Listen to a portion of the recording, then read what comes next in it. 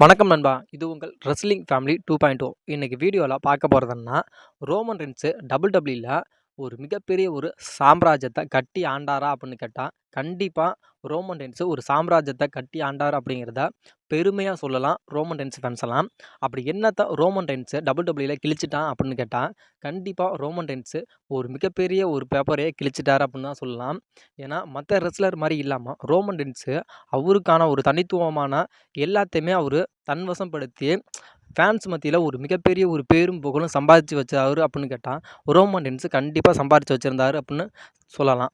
Roman Reigns அவருக்கு லுக்குமியா இருக்கு அப்படின்னு அவரோட யுனிவர்சல் சாம்பியனா ரிட்டைன் பண்ணிட்டு போனவர் தான். அதுக்கப்புறம் ரோமன் ரெயின்ஸ் 2020 சம்மர் ஸ்லாம்ல நம்மளுடைய ரோமன் ரெயின்ஸ் வந்தார். அப்போ ரிட்டர்ன் அதுக்கு அப்புறம் நடந்த பேக்ல நம்மளுடைய Roman Reigns versus Braun Strowman versus பிரேவட்டுக்கான ஒரு ட்ரிபிள் த்ரெட் மேட்ச் கன்ஃபார்ம் ஆகி, அந்த மேட்ச்ல நம்மளுடைய Roman Reigns new universal champion ஆனாரு. அப்போ வரைக்கும் அப்பையில இருந்து நம்மளுடைய ரோமன் ரெயின்ஸ் அவரோட சாம்பியனை தோக்காம ஒரு மிகப்பெரிய ஒரு ரெக்கார்டை நம்மளுடைய ரோமன் ரெயின்ஸ் படைச்சு வச்சிருந்தாரு. அதுக்கப்புறம் ரெசல்மேனியா 38ல பிராக் லெஸ்னர் விசஸ் ரோமன் ரெயின்ஸுக்கான WWE சாம்பியன்ஸ் மேட்ச் நடந்துச்சு. அந்த மேட்ச்ல நம்மளுடைய ரோமன் ரெயின்ஸ் பிராக் லெஸ்னர் வச்சிருந்தா WWE சாம்பியனையும் நம்மளுடைய ரோமன் ரெயின்ஸை வின் பண்ணாரு.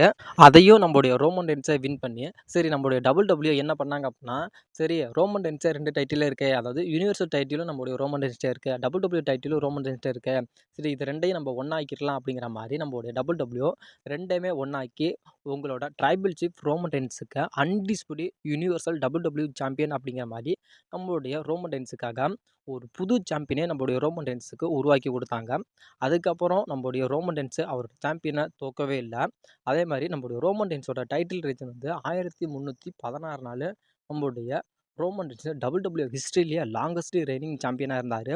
அதாவது யாருமே வீழ்த்த முடியாத ஒரு மிகப்பெரிய ஒரு கோட்டையும் நம்மளுடைய ரோமன் ரெயின்ஸ் கட்டி வச்சிருந்தாரு. WWE ஹிஸ்ட்ரியிலேயே லாங்கஸ்ட் ரெய்னிங் சாம்பியன் யார் அப்படின்னா ப்ரோனோ சம்பட்டினோ. அதுக்கு அடுத்த பிளேஸில் யார் இருந்தாங்கன்னா பாம் பாம்ப்லாண்டு. அதுக்கப்புறம் தேர்ட் பிளேஸில் யார் இருந்தாங்கன்னா நம்மளுடைய ஹல்க் லோகன் இருந்தார். 4th பிளேஸில் நம்மளுடைய ரோமன் ரெயின்ஸ் இருந்தார். ரோமன் ரெயின்ஸை தேர்ட் பிளேஸுக்கு கொண்டுட்டு வரணும் அப்படிங்கிற மாதிரி நம்மளுடைய WWE பல விஷயங்களை பண்ணாங்க.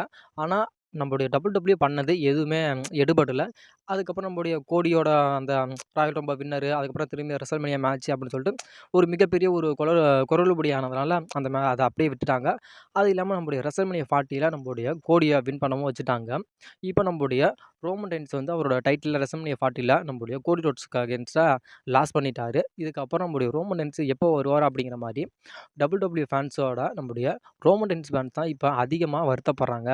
அதாவது ஒருத்தன் இருக்கிறப்ப அவனோட அருமை தெரியாது, அவன் இல்லாதப்ப தான் அருமை தெரியும் அப்படிங்கிறதுக்கு நம்மளுடைய ரோமன் ரெயின்ஸை ஒரு பெஸ்ட் எக்ஸாம்பிளாக எடுத்துக்கலாம்.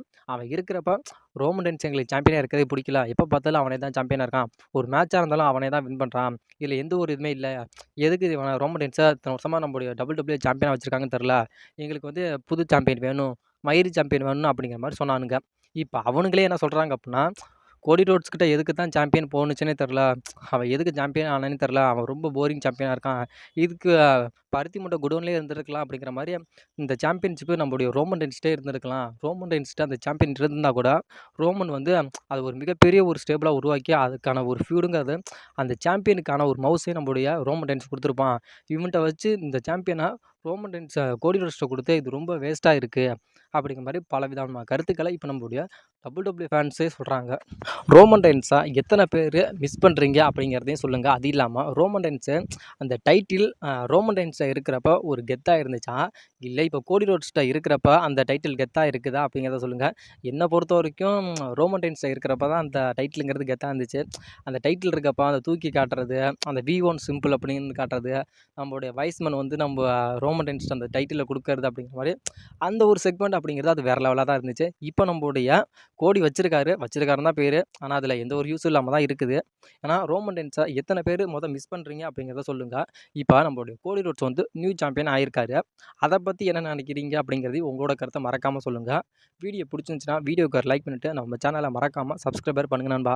அப்படியே ரெஸ்லிங் பார்க்குற ஃபேன்ஸுக்கு நம்ம சேனலை கொஞ்சம் மோட்டிவேஷன் பண்ணுங்க நண்பா.